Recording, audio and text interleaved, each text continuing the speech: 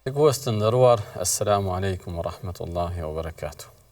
Mirë se takohemi edhe sonte në këtë emision të veçantë në mungesë të Hoxhës Enis, moderatorit dhe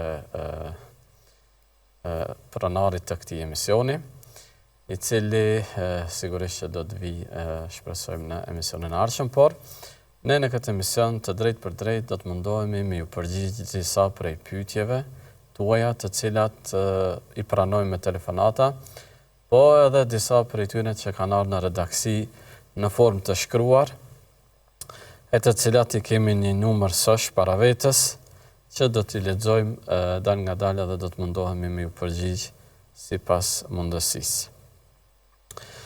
Pa humbur kohë, po fillojmë me lenin e Allahut që t'i përgjigjemi pyetjeve cilat na kanë arritur në emision. Pyetja e parë thot, si t'ua mësoj fen fëmijëve në mënyrë të butë? Pyetje e bukur edhe rëndësishme, sidomos në kohën që jemi të jetu, ku fëmijët tanë janë të kanosur rreziqeve të ndryshme. Qofshin ato rreziqet e rrugëve dhe problemeve, por edhe më shumë ato të cilat rrezikojnë mendjen e tyre dhe shpirtin e tyre nga rrjetet sociale, aplikacionet e ndryshme e gjithçka tjetër. Në këtë situatë ne kemi dëshirë që fëmijët e tanë të jenë më të udhëzuar, më të edukuar, më të përkushtuar ndaj vlerave, ndaj fesë. Normalisht nuk ka ndonjë shkop magjik për këtë punë.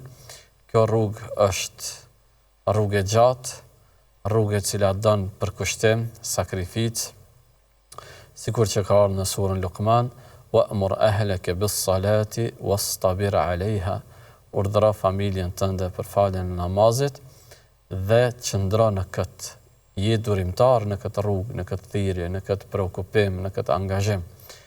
E jo vetëm me një thanje, me një urdhër, ose vetëm me çu fëmin në xhami te hoxha, ose te mësuesja edhe ai me marr fen. Por kjo rrugë kërkon edukim të veçantë dhe jo vetëm për fe, por për krejt vlerat, për krejt mësimet, për krejt edukatën, të cilat po ashtu janë prej fesë, por kur thon fe, e kam fjalën më shumë ato aspektet e ibadeteve dhe ritualeve. E normalisht prej mënyra më të mira është vetë me kanë fetari mirë, prindi mirë, babi mirë, nan e mirë, me i pa ata vlerat të mishruara në sjelljen tane, në edukatën tane, në fjalorin tane, në komunikimin me njerëzit, në trajtimin që ja bën njerëzve. Edhe në veçanti në raportin tanë me fen në aspektin ritual. Sa je i kujdesshëm ndaj namazit, si e përjeton namazin, sa lexon vetë Kur'an të shtëpia, sa bën adhurime me cilat të njohin dhe të shohin antarët e familjes. Dhe kur jeti vetë praktikues, është shumë më lehtë që edhe fëmijët, sepse ata imitojnë edhe i ndjekin familjarët, duke u shpjeguar në një periudhë ata vetëm ndjekin dhe imitojnë. Në një periudhë kohore kanë nevojë për sqarime. Në një periudhë kohore kanë nevojë për të mbushur me emocione, për të njoftuar ata se krejt ky adhurim është dashuri ndaj Allahut, respekt ndaj Allahut të Madhërisëm, mirënjohje dhe falënderim për begatitë dhe mirësitë e tij, dhe kështu me mirësjellje, me madhërimin, duke u bë aty në të dashur Allahun Azza wa Jall dhe duke rrit madhështinë e Allahut në zemrat e tyre. Kemi një telefonat, e mirëpresim. Mirë mama. Po gjitha mi bo të pyte që to për, po, a bon mja bo për hajrë, për shembull këtyne feve tjera, për shembull krishtinët e këtu, po, a bon mja bo për hajrë, po e qartë. na si musliman, një, edhe gjitha me vetë është e caktume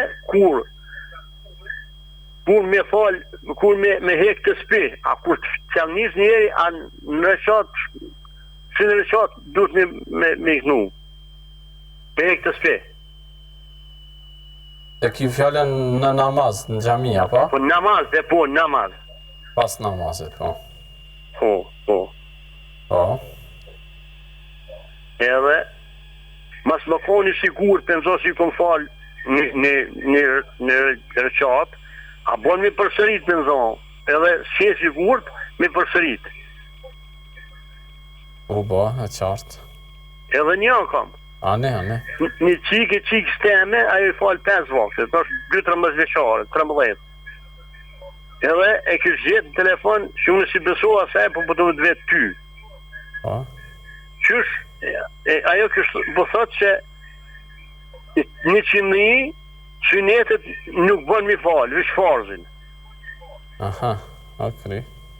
Po mu thash fushet aty, vish, po ta qef me të vetë ty. E qartë. Faleminderit shumë. Faleminderit edhe juve për pyetjet. Çdo të mirë. Mirë, mashallah. Këgja do pyetje.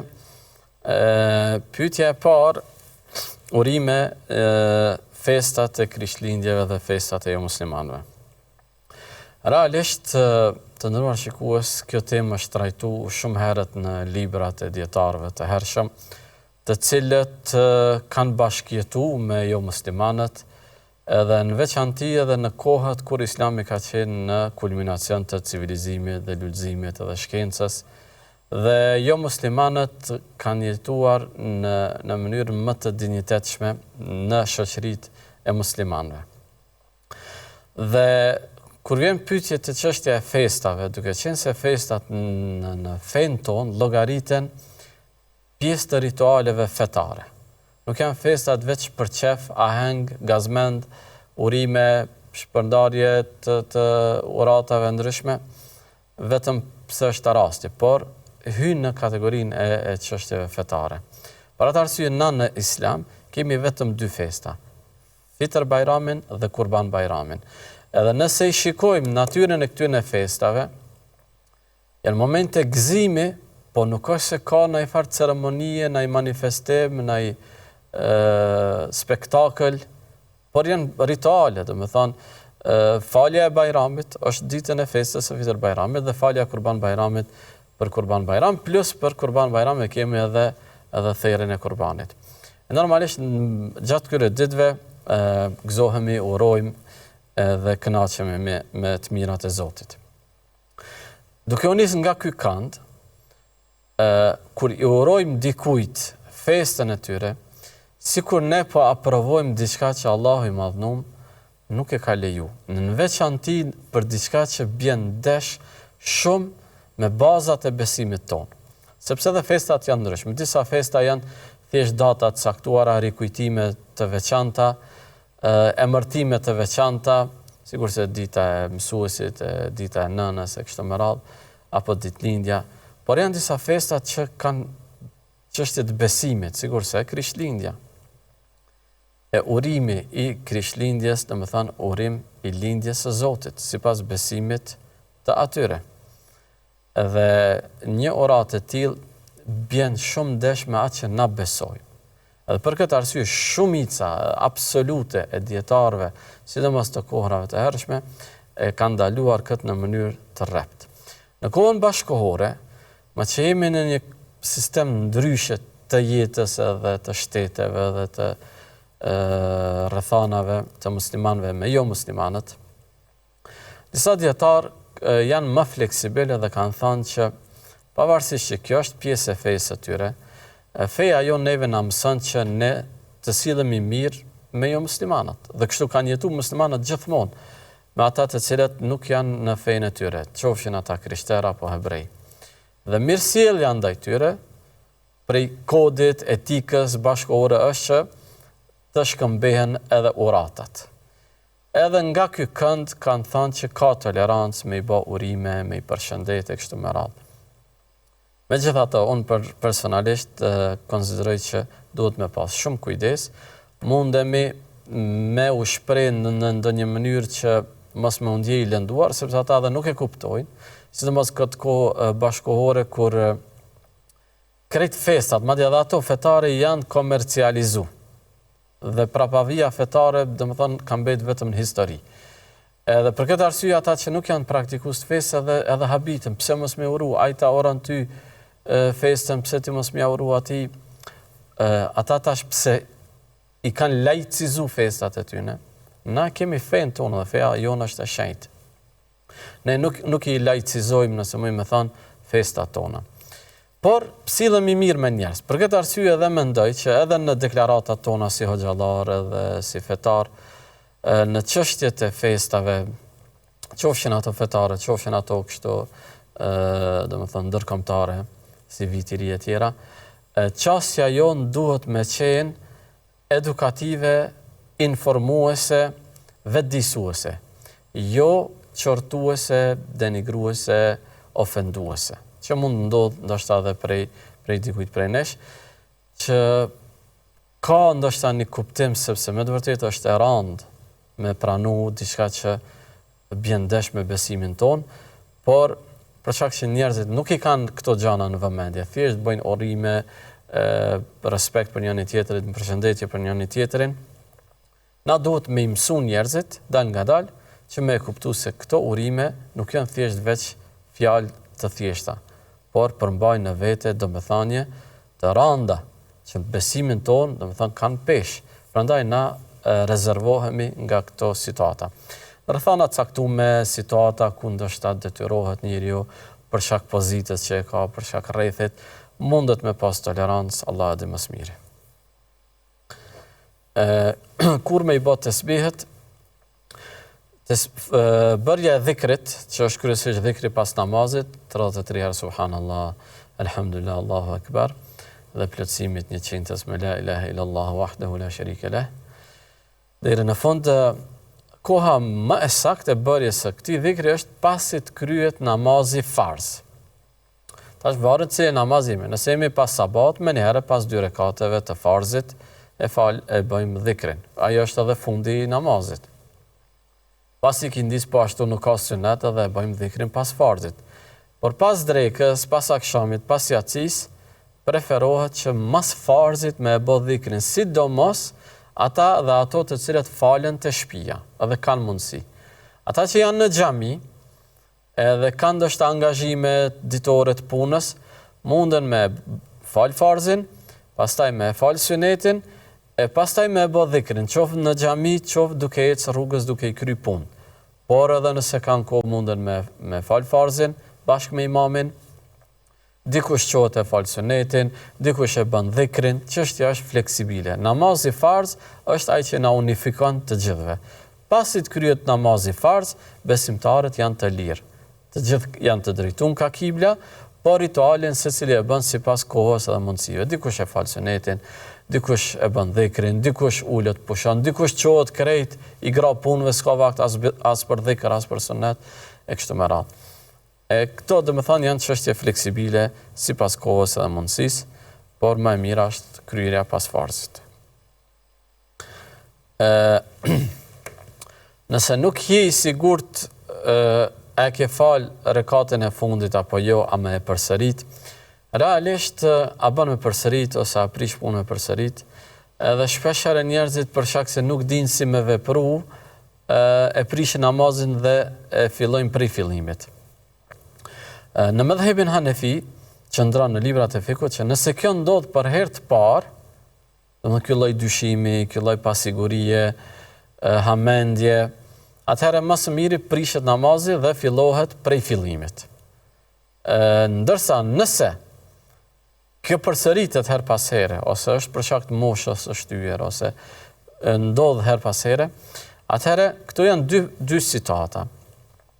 Nëse kemi hamendje, ai kemi fal 3 apo 4, dhe më shumë na shkon mendja për njënin prej numrave, 3 ose 4, atëherë veprojmë me numrin që më shumë po anojmë. Për shembull, e din se sa minuta ka zgjat, ose cilën sure e ke këndu, ose e keni far elementi, indikatorit që ta ndihmon me mendu ka cila rekat je, edhe shkon ka ajo. Nëse nuk din hiç, je shumë i pasakt, as 3 as 4, domethënë je në një mes të barabartë mes numrit 3 ose 4 ose 2 ose 3, atëherë në këtë rast, në këtë dyshim, shkohet ka ajo që është më e sigurta. Edhe llogaritet numri 2. Edhe në të dy rastet, në fund të namazit bëhet sevi sejdë. Dhe tash, kur bëjmë sevi sejdë, i bëjmë 2 sejdë, ato 2 sejdë, nëse kemi shtuar një rekat, e bëjnë atë namaz çift. Nëse nuk e kemi shtuar një rekat, atëherë ato 2 sejdë janë poshtrim për shejtanin e mallkuar, çush ka ardhur në hadithe. Kemi një telefonat, e mirëpresim, mas ne na ka mbetur një pyetje për shikuesen. Orna? Nëse si shtuan një rekat, e bëjnë atë namaz që nëse nuk i kemi shtuar një rekat, atëherë Je inkuadruar në emision, na dëgjon nëpërmjet telefonit, se ndoshta transmetimi mund më ardh pak më vonë në televizor. Mirë ngrama hot. Mirë mbrëma, Orna. Desha që pyes me respekt lidhur me mbajtjen e mevludit, a është e lejuar dhe përqyeshme nga aspekti Më falë edhe një herë nëse kam si pyetjen, ose afroj pak telefonin dëgjoj më mirë.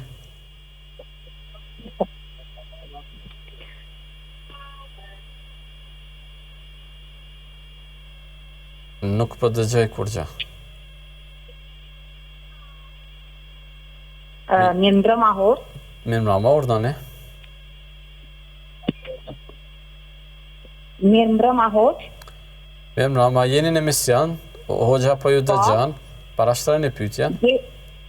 Desha që pyes me respekt lidhur me mbajtjen e mevludit, a është e lejuar dhe përqyeshme nga aspekti fetar që të organizohet mevludi në familje dhe nëse po, në çfarë mënyrë është më e rregullt dhe më e mirë të bëhet? Ju faleminderit. Për çfarë arsye mendon me organizu mevludin? Për çfarë munasebeti? Për shembull për syneti. Për syneti, okay. Mirë, qartë. Faleminderit. Po kthehemi pak te shikuesi pak më herët, i cili pyetjen e fundit e pat për sunetin e ikindis, dhe tha se vajza e saj ka dëgjuar ose ka lexuar realisht se nuk ka sunet e ikindis. Nuk mund me thonë nuk ka sunet e ikindis, sepse suneti para namazit të ikindis është në mënyrë decisive i theksuar nga pejgamberi alayhi salatu wasalam, i cili ka thënë rahimallahu imra'an salla qabla al-'asri 4. Allahu e mëshiroft një njeri i cili i fal 4 rekate para namazit të ikindis. Pra ka sunet para namazit të ikindis, por ky sunet nuk është prej suneteve të forta. Nuk hyn në ato 12 rekatet për të cilat pejgamberi alayhi salatu wasalam ka premtuar se ai i cili i fal 12 rekate gjatë ditës i ndërtohet një shtëpi në xhennet.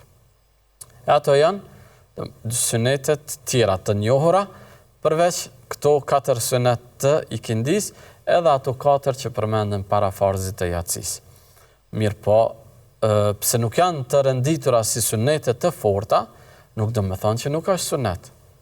Përkundërzi që i dërguari Allahut ka bërë lutje për atë njeri i cili i fal 4 rekate sunet të ikindis. Tash mund t'i quajmë sunet të ikindis, mund t'i quajmë nafile të përgjithshme, s'ka problem, sepse nuk janë prej farzit, edhe nuk janë prej suneteve të forta. Por janë namaz vullnetar, i cili e ka kohën para ikindis dhe argumentet për faljen e këtij namazi janë të sakta dhe të pranuara tek dietarët. Dhe askush nuk thot nuk ekziston, nuk ka sunet. Nuk ka sunet të fortë, por sunet i butë, sunet i pranuar gjithsesi edhe me shpërblim të madh tek Allahu. Vazhdojmë shikues të nderuar, jemi në emision të drejt për drejt, që po pranojmë telefonatat tuaja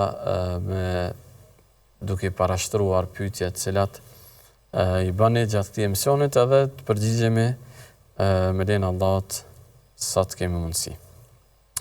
Shikuesja më herët pyeti për manifestimin e mevludit në ambiente familjare, në shtëpi, sidomos për raste sikur se synetia apo dikush e përdor e bën mevludin për raste shtëpi të reja apo raste të vdekjeve, kështu me radhë që realisht në fenë tonë nuk ka ndonjë bazë fetare se duhet këndohet mevlud për këso lloj rrethanash. Madje vetë natyra e mevludit si poezi, si libër që është shkruar, nuk është shënuar për munasebetet të caktuara. Ajo është bërë si përkujtimi ditëlindjes së pejgamberit alayhi salatu wassalam, dhe në disa vende, edhe në vendet tona, bëhet një lloj manifestimi me rastin e lindjes së Resulullahit alayhi salatu wassalam. Por në traditën tonë, të popullit tonë, thuj se në gjitha viset shqiptare, si në mos Kosovë, Maqedoni, mevludi është bërë një tubim, një manifestim, në të cilin këndohen vargje prej mevludit, këndohen pjesë prej Kur'anit, këndohen salavate për pejgamberin tonë alayhi salatu wassalam, dhe shpesh herë mbahet edhe ndonjë fjalim, ndonjë ligjërat, ndonjë bisedë e dobishme. Dhe kjo në shenjtë manifestimit të asaj ceremonie cila po ndodh aty, qoftë synetia, apo hyrja në shtëpi të reja, apo rast vdekje kështu me radhë. Realisht, në aspektin fetar, bazë fetare nuk ka.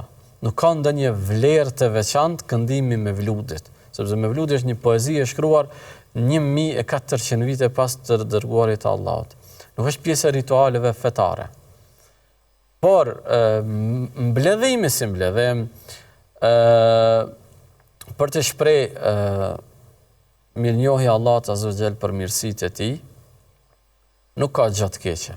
E pastaj në këtë mbledhim mund të këndon poezi, mund të këndon ilahi, mund të mbahet ligjërat. Me lejen e Allahut nuk ka problem, por të mendohet si ritual specifik duhet me bë mevlud ose kërkohet me bë mevlud, nuk ka kështu në fe. Nuk kërkohet në fe me bë mevlud.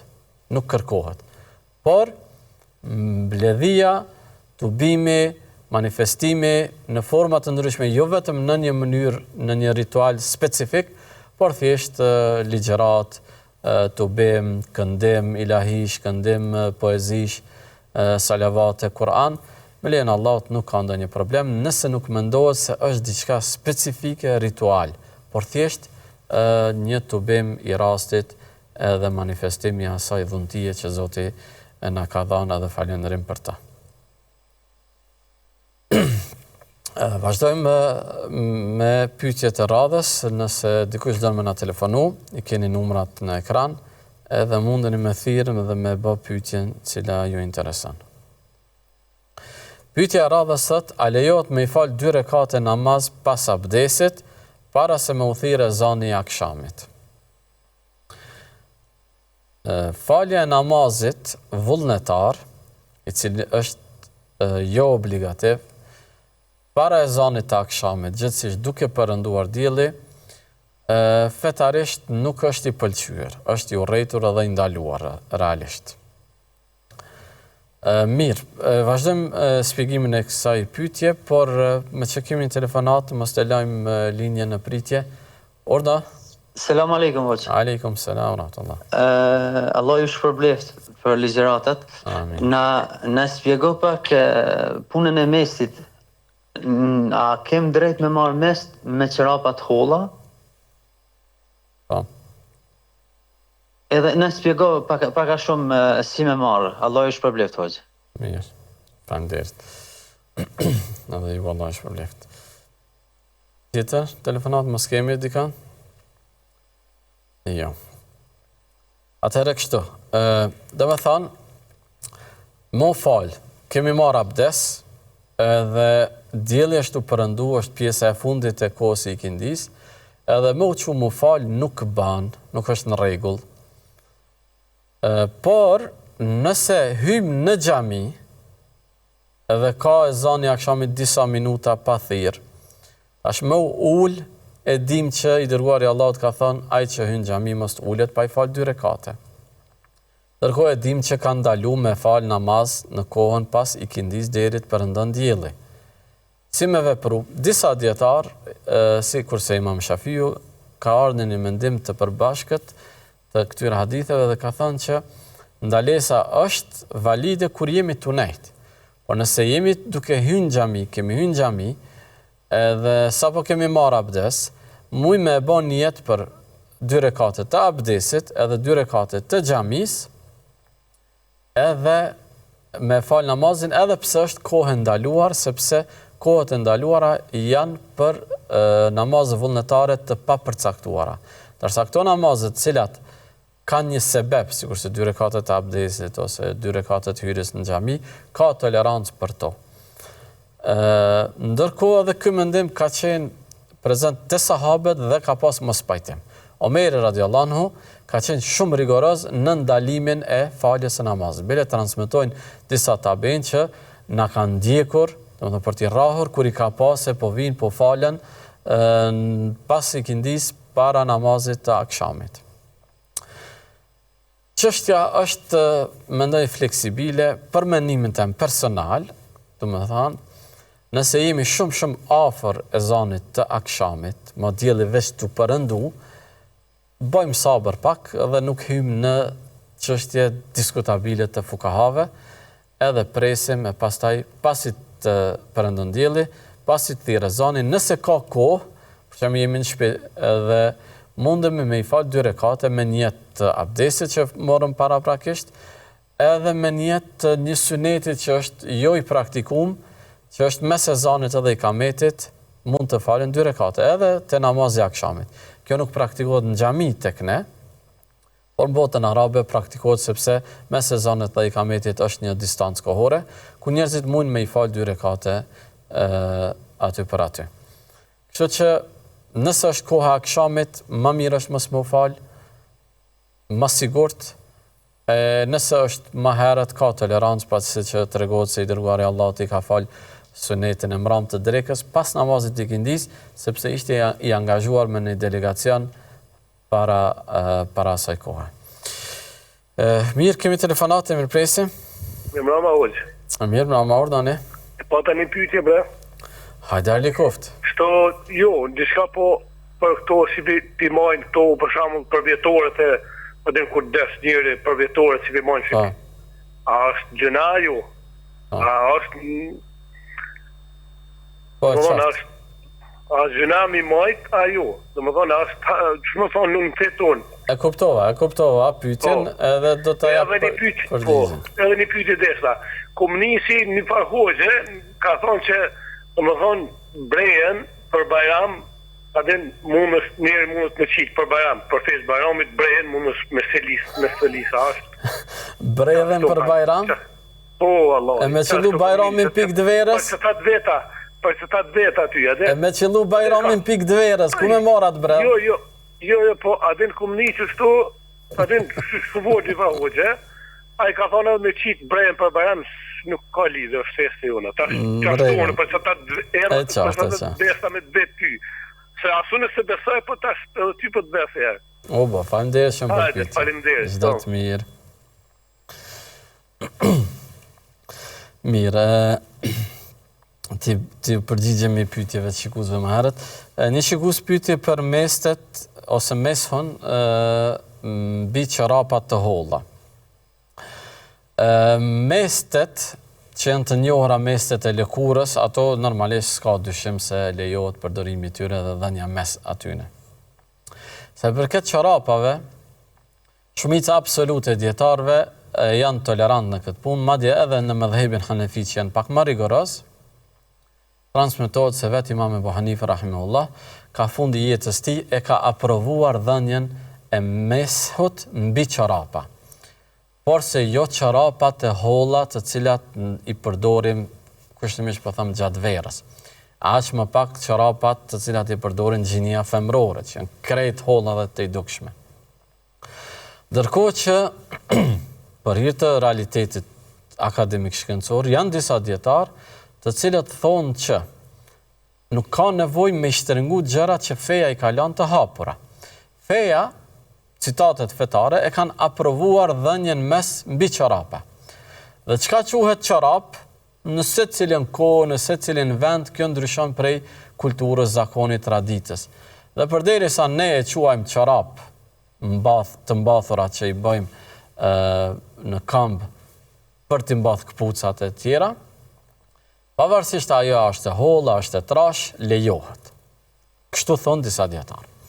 Unë personalisht si hoxh, në bazë të këtyre mendimeve, konsideroj që çorapat të cilat janë të trasha, deri në atë nivel, ose janë të holla, deri në atë nivel që kur ju jepet mes mbi çorapë, mbi kamba nuk e ndjen lagështinë e dorës edhe ftoftësinë e saj, atëherë ka kuptim që ajo çorap më u quajt çorap i mesteve. Sepse nëse i japim aq të holla, saqë lagët kamba, atëherë kemi përzi, domethënë kemi bërë lagje të kambës, edhe as nuk i kemi la kambën, edhe kemi përzi edhe mestin. Kështu që mendoj që duhet me kanë sado pak trasha këto që quhen terma e të ngjashme. Dhe normalisht duhet të jenë deri te nyja e kambës, jo çorapat të shkurtra, të cilat janë domethënë sa gryka e këpucës. Edhe mesti vlen 24 orë prej kohës kur prishet abdesi. Prej kohës kur prishet abdesi, 5 vakte të ardhshme mundemi me i falë me atë mes nëse jemi në vend. Kjo shkurtimisht se ka edhe detaje tjera. Vazhdojmë me një telefonat me shikues, urdhani. Selam aleikum. Aleikum selam. Deshta me tyt, kom dëgju shumë gra, që kanë vetëm vajza, edhe kom dëgju që shkojnë e ndrojnë, do me thonë, anin apo mitrën. A është kjo haram? Për me gjejt djallë, do me thonë, ndrojnë anin ose mitrën për me gjejt djallë. Qyshe ndrojnë me intervenim mjekësor? Po, me intervenim mjekësor, do me thonë, e këthejnë në anën e djemën, do me thonë, mitrën, kështu sa kom dëgju. Edhe kam rastet, do me thonë, tapërn, që ka pas vetëm vajza edhe ka shku në intervenim, ka këthy anin apo mitrën, edhe masane ka djatë, e dishta me ditë ashtë kjo haram. Okej. Natën e mirë. E qartë, faleminderit. Mirë, atë shikues të nderuar, pas kësaj telefonate po marrim një pauzë të shkurtër, e ne do të rikthehemi pas pak, qëndroni me ne.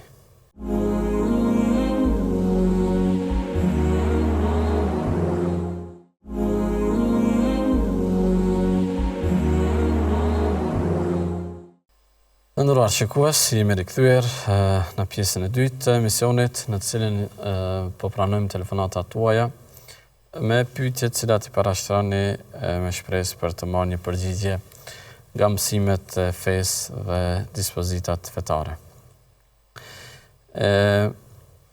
I patëm disa telefonata më herët, po ju përgjigjemi shikuesve, ndërkohë që ne pranojmë edhe telefonata tjera, duke u lajmëruar në numrat që shfaqen në ekran. Një shikues më herët pyeti për vjetoret që bëhen në raste të vdekjes. Fetarisht gjëra të tilla nuk kanë bazë në fe, dhe mund të konsiderojmë që janë të ndaluara, janë tradita të huaja, të cilat nuk kanë qenë të njohura tek besimtarët e gjeneratave të hershme, por me kalimin e kohës, me përzierjet, ndoshta me popull tjerë, me ndërhyrjet e kohëve të komunizmit e kështu me radhë, bestytnive të ndryshme, njerëz kanë shpikë edhe për vjetor, jo të 40-tat, jo të 70-tat, jo ditë caktume, e kështu me radhë, gjëra të cilat nuk kanë bazë në fe dhe nuk lejohet me i promovu, as me i përkra, as me i manifestu. Për personat që kanë vdekur, neve në takon të lutemi për ta, nëse financiarisht jemi mirë të bëjmë sadaka për ta, e sidomos sadaka rrjedhse, qoftë duke ndërtu diçka, duke shpenzu në gjëra të cilat njerëzit kanë dobi dhe sevapet e atyre përfitimeve i shkojnë të vdekurit. Kjo është mënyra më e mirë, por përcaktimi për vjetorëve kështu me radhë nuk ka të bëjë me traditat islame. Janë të futura tek muslimanët, por me kalimin e kohës janë edhe duke u zbehë dhe duke u largu. Ka thonë dikush, shikuesi tha një hoqë, për Bajram bën me vënu bredhin, e që gjithsesi nuk ka kur far kuptimin e gjë të tillë. Vendosja e bredhit ka të bëjë me manifestim të jo muslimanëve për festat e tyre, për kuptimet që ata i kanë dhënë, për besimet ose bestytnit të cilat i kanë në raport me bredhin se është pemë e bekuar dhe se ajo sill begatina atë shtëpi e kështu me radhë, ani pse sot bëhet thjesht për çështje komerciale që përmenda më herët, thjesht për stoli, për zbukurim, sidomos kur është kohë e dimrit, bredhat, domethënë janë pemë të bukura, dhe ato i ka krijuar Allah Azza wa Jall, por se nuk i ka kriju për t'i vendosur në shtëpi, aq më pak të plastifikuara që domethënë ajo s'ka kurfar kuptimi. Në Bajram edhe më heq, se Bajrami mund me qëllu edhe verës, edhe dimrit, edhe gjatë gjithë vitit. Por me që pyetja u parashtru, u dasht me dhënë një përgjigje, një koment.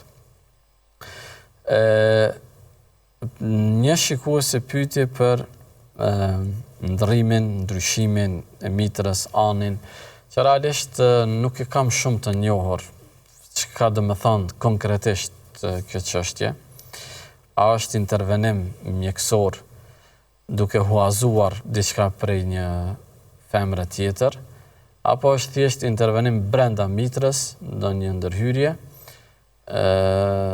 dhe nëse është ndërhyrje brenda mitrës së gruas, pa sjellur diçka nga jashtë, qoftë vezor ose mitra tjera të cilat munden me u instalu, me u mbjell në trupin e femrës, por thjesht mundet më bën ndonjë ndërhyrje, sikur që kanë thënë dietarët, përcaktimi i gjinisë nëpërmjet mënyrës mjekësore, fetarisht përcaktimi i gjinisë, domethënë vetëm përcaktimi i gjinisë nuk është i ndaluar.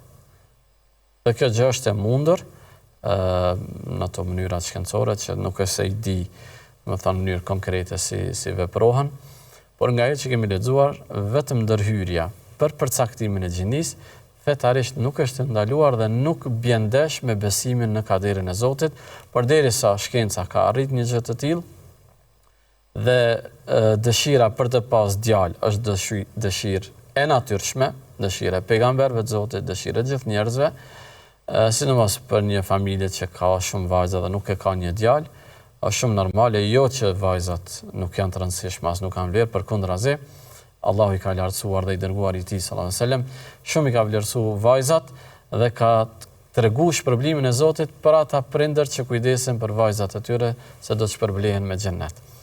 Por edhe në natyrën njerëzore është që me desht me pas një trashëgimtar prej djemve, i cili kujdeset për familjen dhe pasurinë e tij. Kështu që nëse është intervenimi brenda pa ndonjë ndërhyrje të jashtme, mund të ketë tolerancë, por më mirë është më konsultu në mënyrë konkrete me ndonjë hoxh i cili i njeh këto dispozita, jo vetëm kështu me mesazh, me telefonat, sepse unë personalisht nuk është se kam shumë të qartë se çka po bëhet fjalë. Ndërsa çdo lloj huazimi jashtëm është në mënyrë të rrept e ndaluar. Mirë. Marrim telefonatat e radhës nëse kemi shikues që na përcjellin dhe kanë pyetje, mujnë me na thirrë e me bë pyetje edhe me prit përgjigjen. Ndërkohë që po marrim një pyetje të radhës, thotë a lejohet të bëj dhikr me tesbih elektronik? Përdorimi i tesbihve elektronik nuk dallon shumë prej përdorimit të tesbihve tradicional rruzave. Përderisa ajo bëhet jo me gishtrin, të cilat kanë qenë praktike Resulullahit alayhi salatu wasalam dhe sahabëve dhe gjeneratës së tij. Okej, pas një telefonat, po marrim mas ne vazhdojmë me këtë pyetje. Ordane? Unë ndërprej, mirë, kërkojmë ndjes, mundën e me provu edhe njëherë me në thirë. Kryesisht për dhikri bëhet me dorën e djathtë, subhanallah, alhamdulillah, Allahu akbar, apo duke prek majet e gishtrinjve, apo duke ndarë brenda një gishti 3 herë kështu me radhë. Janë çështje fleksibile se si i shpërndajmë mes dy duarve me një në dorë, nuk ka shumë të lashe. Por në rast të dhikrit më të gjatë, themi 100 herë, subhanallah, wa bihamdihi, subhanallah al-azim, la ilaha illallah wahdahu la sharika lah, dhikra tjera të ndryshëm, cilat nuk mujnë me i mbajtë në memorje dhe në llogaritje me dur, atëherë mundemi mi përdor tespih tradicional, mundemi mi përdor kalkulatorin e tespive, qoftë atë llojin e onazës, qoftë nëpërmjet telefonit, çfarë do mënyrë elektronike, ka tolerancë, nuk ka problem inshallah. Mire, kemi një telefonat, Urna? Urna, je në emision? Po, selam alikim, Hoxha Efendi. Aleikum selam, rahmatullah. Një pyetje e bazuar në shqetësim, kështu, nga shqetësimi, do më thënë lidhur me trashëgiminë. Lejohet, është e preferueshme, do më thënë të datë pasuria sa është gjallë baba për t'i rahatuar fëmijët e për t'i rregulluar çështjen e tyre. Po, në qartë. Faleminderit shumë. Mirë. Do të mirë për juve. Po, atëherë, po i kthehemi më njëherë kësaj pyetje, se realisht edhe kam një pyetje shumë të ngjashme. A lejohet me nda trashëgimin pa vdek prindi, vetëm për rregull dhe mos me pas përçarje më vonë? Realisht kjo është edhe traditë tek ne, që të ndahet pasuria e prindit dhe bashkallëkut, duke qenë baba gjallë, duke qenë prindi gjallë. Fetarisht, trashëgimi do me thanë ndarje e pasurisë pas vdekjes së pronarit të asaj pasurie. Ajo është pasurie trashëguar. Dhe kjo është si rregull parimor në Islam. Kur vdes prindi, kur vdes vllau, kur vdes familjari, cili do qoftaj, mundet me vdek djali dhe me pas pasuri. Dhe në atë pasuri është trashëgimtar baba, është trashëgimtar nana, është trashëgimtar vllau, është trashëgimtar ndoshta fëmijët e tij e kështu me radhë. Varet tash kush është prej njerëzve të gjallë.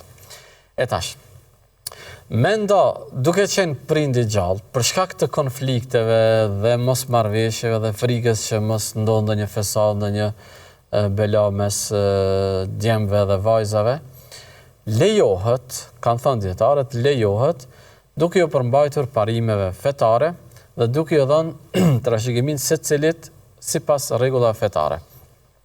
Dhe në këtë rast, nëse ka djem edhe vajza, duhet me ia nda edhe djemve edhe vajzave. Pra edhe djemt, vëllezërit, kur të marrin pasurinë e babës, duhen ta kenë hise edhe motrën e tyre. Edhe jo vetëm motrën, por edhe nanën e tyre. Sepse kur vdes burri, edhe grua si takon trashëgimia. Gjë që kjo te na, do të thënë as që përmendet fare. Prandaj trashëgimia sipas rregullave islame është shumë e mirë, shumë e shnetshme, shumë e dobishme për krejt antarët e familjes. Edhe është me drejtësi absolute hynore. Edhe nuk ka rregulla në Islam të cilat janë sqaruar në Kur'an, sikurse rregullat e trashëgimisë. As namazi, që është obligimi më i rëndësishëm në fe, nuk është i detajizuar në Kur'an. As vaktet e namazit, as rekatet e namazit, nuk janë të detajizuara në mënyrë të përpikt. Përsa trashëgimia është ndarje me thysa e me presje, e me përqindje, e me saktësi maksimale. Për të tregu se kjo çështje është e rëndësishme dhe duhet t'u jepet secilit trashëgimtar ajo që i takon. Kjo do me thonë nëse ndajmë si trashëgimi, nëse ndajmë si dhurata, për shembull ka baba pasuri të madhe dhe u ndan fëmijëve të vet, dhe prap ai mbetet me pasuri, me pronë, nuk zhveshet nga pronat e tij, nga pasuritë e tij, por thjesht e ka një tokë dikon atje, edhe atë tokë don me nda.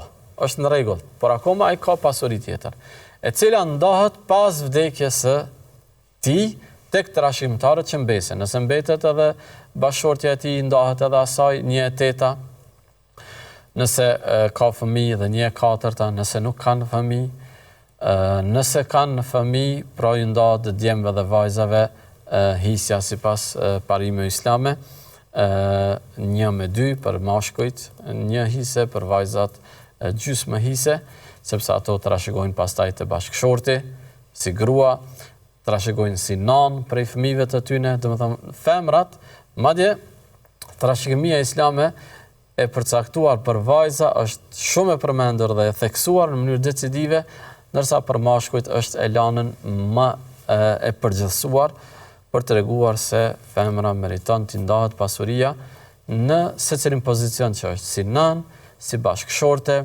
si motër, si vajzë, në të gjitha rastet ka rëndësi të veçantë. Allahu e di më së miri. Mirë, ne po vazhdojmë edhe disa çaste me juve, shikues të nderuar. Nëse dikush ka ndonjë pyetje mundet më na telefonu. Derisa të na vjen telefonata e radhës, lexojmë një pyetje, jo po. Mirë, kemi telefonator na? Selam aleikum. Wa aleikum salam. Unë jam Sumejra nga Roveci edhe deshta me të përshëndet. Deshta me të përshëndet shumë. Faleminderit Sumejra. Zoti të rujt. Është përshëndetje për ju dhe familjen e juve. Selam aleikum. Aleikum salam, rahmetullahi barakatuh. Jeni e shikuese e rregullt për emisioneve të kahmotshme. Lexojmë së bashku. Edhe mund ka normalim ju taku, por do t'ju takojmë në forma tjera, në emisione tjera, inshallah ta'ala. Thot një shikues, a lejohet m'ia kthy fjalën hoxhës në xhami nëse ke argument? Po ku me muj qysh m'ia kthy fjalën hoxhës? Hoxha veç do të më fol, tjerët me thon amin. Jo. Realisht, kjo ka të bëj me kulturën, edukatën, mirësjelljen. Hoxha mundet me pas gabim se hoxha është njeri. Dhe me gabu në mënyrë dhe më thënë të qartë. Por mundet për ty me qenë gabim. Dhe mundet argumentit që hoxha e sjell për ty me qenë i papranuar. Ose me pas interpretim tjetër. Nuk dhe më thënë që hoxha e ka gabim. Për ty mundet me pas gabim. E tash, do të me ditë çfarë situate është, do të me ditë çfarë rrethana janë. A është situatë komunikimi, apo është hoxha ndoshta në hutbë duke marrë ligjëratë dhe ti mund të më thonë, hadithit daif është, a jeni veti çka e të fol? Ka në rregull kjo, nuk është edukat gjithsesi. Ose hoxh, krejt gabim, çka je të thonë, ku ta di unë?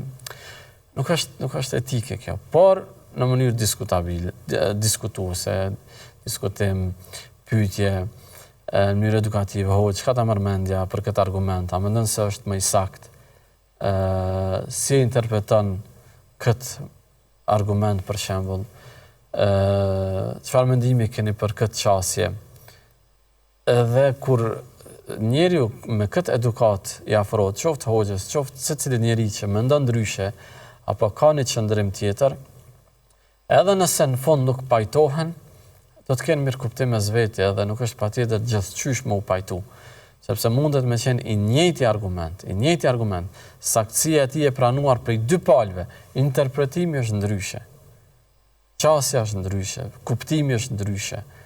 Për arsye të ndryshme, rrethana ndryshme, qoftë për arsye të interpretimeve të mëdhëbit, të cilit i përket hoxha, interpretimeve bashkohore, arsye të tjera të cilat e rëndësishme është që hoxha nuk është njeri i shenjtë që nuk bën me kundërshtu, nuk bën me kritiku, por mbi gjithashtu edukata që duhet me na shoqëru dhe me qenë stolisur me të, edhe kur jemi të edukuar në komunikim, qoftë edhe në kundërshtim, atëherë edhe pranimi i bisedës, i debatit, i argumentit dhe kundërargumentit është më i mirë dhe më i afërt. Pyetja tjetër thotë, a lejohet makaronat ose ëmbëlsirat me alkool të avulluar? Realisht nuk e di çka është alkooli i avulluar, nëse është për qëllim me hedh alkool dhe normalisht duke u zier ato makaronat edhe ose duke u pjekë ëmbëlsira, alkooli avullohet, mujmë me thënë që ngrënia një ushqimi të cilit i është hedh alkool dhe ai alkool është asgjësuar, qoftë në pjekje, qoftë në zierje, qoftë në furrë, qoftë në tenxhere, çfarëdo mënyre që vërtetohet se alkooli është zhbë, është azgjësuar, ajo ushqim lejohet me ngran. Por problemi është që për t'ja hedh atë alkool, duhet me bleti atë alkool, duhet me marrë dikon, duhet me posedu. E posedimi i alkoolit fetarisht është i ndaluar. Edhe nuk lejohet me ble alkoolin, sepse po u avulloj ka gjatë zirjes. Ajo mund të lejohet situatë, ke shku dikon musafer, nuk e kanë ditë, ose se kanë mendu problem këtë punë, apo ke shku me ndonjë restoran, edhe pse është bë porosia, nuk është përmend kjo çështje, edhe e ke kuptu që ushqimi e ka këtë element, lejohet me ngran. Ama me porosit ushqim të tillë, sepse kur e pagun ti çmimin, edhe pse se ke ble alkoolin, në përbërësit ati ushqimit është përcaktuar çmimi i krejt asaj pjate edhe ati ushqimi. Edhe nuk lejohet në gjë e tillë, sepse po pagun minimalisht diçka që është ndalume. Si konsumim, si ushqim, si ngrënje, është e lejume sepse nuk ka alkool në të, dhe përderisa nuk ka alkool, ajo gjë është e pastër, është e lejuar, është halal dhe nuk mund të themi që është haram. Mirë po, përdorimi i alkoolit, blerja e tij, bartja e tij, pronësimi i tij fetarisht është i ndaluar dhe nuk lejohet.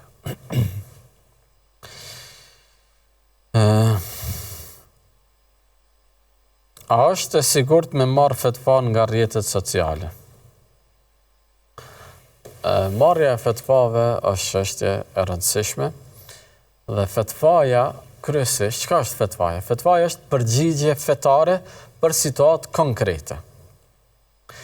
Dhe për këtë arsye, bile krejt këto na që i themi, edhe me u llogarit si fetva është problematike, sepse fetvaja kërkon mufti. Dhe me qenë mufti është bëjë nivel i madh i dijes. Por na më shumë jemi njoftues se sa mufti. Ne ju njoftojmë, ju dëftojmë, ju kumtojmë përgjigjet fetare, mësimet fetare, por me marrë rolin e muftis është punë e madhe. E me marrë fetva i bjen që me marrë përgjigje fetare për situata aktuale konkrete. Ato përgjigje ndoshta nuk janë dhënë për situatën tënde, janë dhënë për situata tjera. Jo 100% mundesh me u përshtat ti në pozicionin tënë me të njëjtin pozicion për të cilin është dhënë përgjigje. Po, mundet me pas ngjashmëri dhe me u përshtat, por jo gjithherë. E thash, mundemi na me u referu, me marrë dijen prej tyne në rrjetet sociale. Normalisht, rrjetet sociale tani ka gjithçka të, por ka faqe të cilat janë kredibile, janë të njohura, janë me referenca, janë me autor të njohur, ose mbikëqyrës të atyre faqeve hoxhallar të njohur, dhe nuk ka aty përgjigje elektronike, nuk ka përgjigje nga domethënë me inteligjencë artificiale, por janë përgjigje reale për situata të caktuara, mundemi me ju referu atyne, ama me kujdesin maksimal. E për ata të cilët nuk e din se ajo faqe a është kredibile, thjesht faqe rrjete sociale, Facebooka, Instagrama, përgjigje, screenshota të ndryshme, në ato duhet me pas shumë kujdes, sidomos nëse shpërndahen në për rrjete sociale, duhet me pas shumë kujdes, pa e verifiku me një hoqë të njohur, të ditur, të besueshëm në fenë e tij, mendoj që duhet me pas kujdes. Po, na mujmë me hulumtu, mujmë me u interesu, dhe me pa parafërsisht cilat janë përgjigjet për atë temë, por përgjigjen definitive duhet me marrë nga një referencë që është 100% e saktë për nga kredibiliteti i saj. Edhe ajo mund me qenë gabim, edhe unë si hoqë jam referencë, por muj me gabu.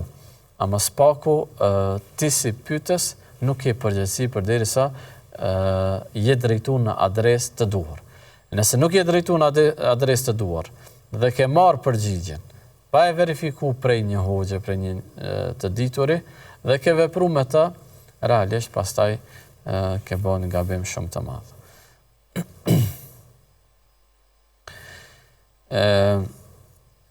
Mira, kemi telefonata? Jo. Atëherë, na jemi drejt për drejt, edhe pak minuta. Nëse kemi një telefonat e mirëpresim, nëse jo, lexojmë edhe ndonjë pyetje që mirë, kemi telefonatën e mirëpresim, urdhani. Ndeshta me pyet hoxhën, nëse ne kemi fol sabahon, edhe në çatu të mos ne kemi kalu ditë koha e drekës, domethënë nuk kemi të spus. A mundem me marr abdes vetëm në çorapë mesme? Pa i dos çorapa të mendoj. Do të thonë, ke marr abdes dhe i ke mbath çorapat e trasha, po? Po, jo ashtu shumë trasha që që dot, ama ma trasha se verës që i matën. Në rregull, po. Edhe nuk e ke prish abdesin gjatë ditës. Po, deri në kohë drekës jo, ama kur ka ardhur koha drekës, ka marr abdes, po ashtë e lejueshme tash mbi ato çorapa, me qenë se nuk i kam të cizmet, me bëve shmesme. Me qenë që çka?